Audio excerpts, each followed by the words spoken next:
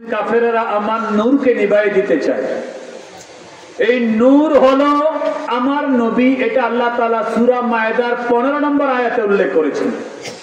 নিভিয়ে দিতে চায় এ কথার মানে হলো নবীকে হত্যা করতে চায়। আরে জোরে বলবেন না নাউজুবিল্লাহ? আর একটু বড় করে বলেন না নাউজুবিল্লাহ? আল্লাহ তাআলা কোরআনে বলেছেন উলাইকা কাল আনআম বাল হুম আদল।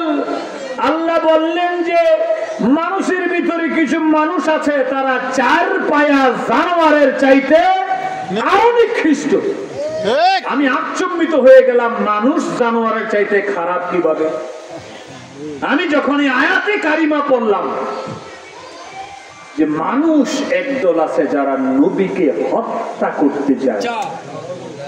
এবার একটু আওয়াজ করে বলেন, যারা নবীকে হত্যা করতে চায় এগুলি মানুষ না জানোয়ার?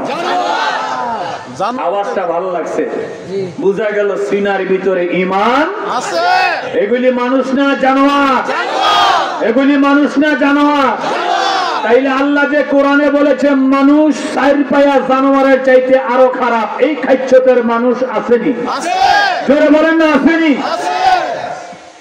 মুআজ্জাজ সাইজিরি, এই খাইচ্ছতের মানুষ এই আধুনিক যুগেও পাওয়া যায়।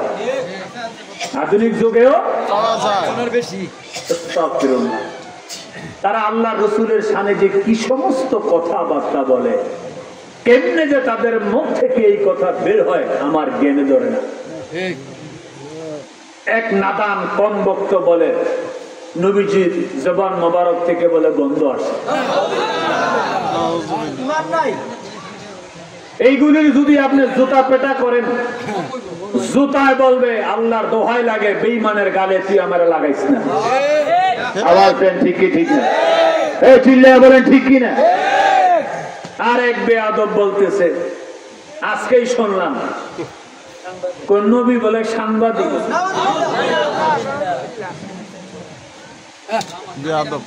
ফতুয়ায়ে কাজী খানে এসেছে ইন্না ইস্তিগফাফাল আমবিয়াই কুফরু। নবীদের শান, নবীদের মান খাটো করা, ছোট করা কুফর। কুফরি করলে দুইটা জিনিস চলে যায়। কয়টা? জোরে বলতে হবে কয়টা? একটা হলো যিনি কুফরি করেছে তার ঈমান চলে গেছে। দ্বিতীয় নম্বর হলো সে যদি বিবাহিত হয় তার বউ অটো চলে যায়। আমরা বলবেন হুজুর এ বেড়ায় না কুফরি করছে, বেডি তো আর কিছু করছে না। বেডি কিল্লিগা তালাক খাইলো। তার সমাধান হচ্ছে কুফরি করে সে হয়ে গেছে বেঈমান। বউ ইমানদার ঠিক আছে, বেঈমান আর ইমানদারের মাঝে বিবাহ বন্ধন থাকে না। আপনারা কইবেন এগুলি কেমনে পৃথিবীতে আসে? এই দেখেন কেমনে আসে। এমন অনেক বক্তা আছে নবীজির নামে কুফরি করে বেঈমান হইয়া বইয়া রইছে, বউ তালাক হইয়া রইছে। এখন ওই বউ নিয়ে এসে কি করতেছে? সংসার করতেছে। ফলাফাইন আইতেছে নি? ওই যে জেডি আইতেছে কুফরির পরে বিবাহ দৌড়াবার আগে, কুফরির পরে বিবাহ আবার পুনরায় নবায়ন করার আগে যে মেলামেশা হয়, ফলাফাইন হয়, ওইগুলি সব হয় কি নবীর দুশমন।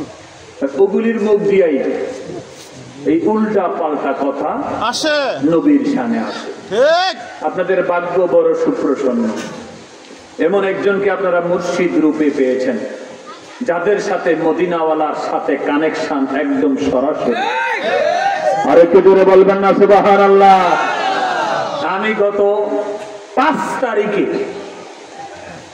জান্নাতুল বাকিতে ঢুকে মনজুর আহমেদ রফাই হুজুর কেবলার মাজারের পাশে দাঁড়িয়ে দাঁড়িয়ে আমি ওনার নাতে মুস্তাফা পড়েছি। আলহামদুলিল্লাহ বলেন না? জোরে পড়েন আলহামদুলিল্লাহ। তোমার চরণ